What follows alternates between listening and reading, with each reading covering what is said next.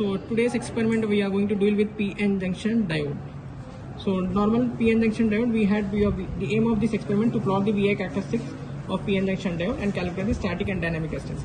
Look at this forward bias cycle and reverse bias cycle. These are two major operations: forward bias and reverse bias. The positive of this is a DC supply. Positive of terminal is connected to resistor. Resistor is connected to the anode of your diode, and cathode of your diode is connected to the negative of your voltmeter. In the same point, you had positive of ammeter and negative of ammeter is connected to negative of battery. So this is your forward bias circuit.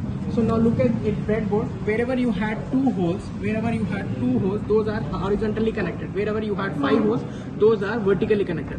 Now look at this circuit diagram. The positive of DC supply is connected to one end of your resistor, another end of your resistor is connected to the positive of voltmeter. At the same point, anode is connected to the terminal. The same junction in one column. And negative, the cathode of one more terminal is connected to the negative of voltmeter. This is your negative of voltmeter, and positive of your ammeter. And negative of ammeter is connected to the negative of your battery within the first row.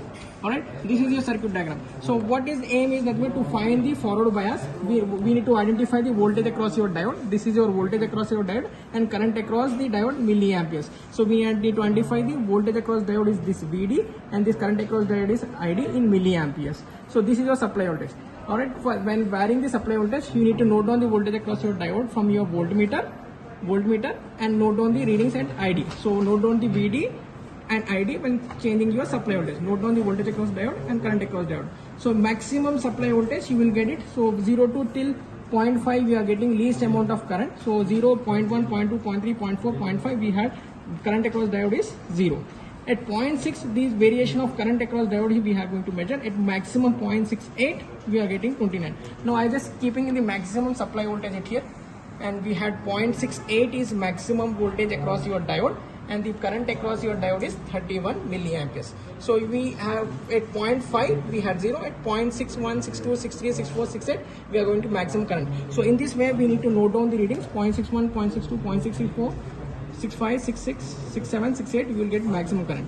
This is your forward bias. Now look at the characteristics. You had forward bias at 0.68 we got maximum 31 milliamperes of current. Till 0.55 you had 0.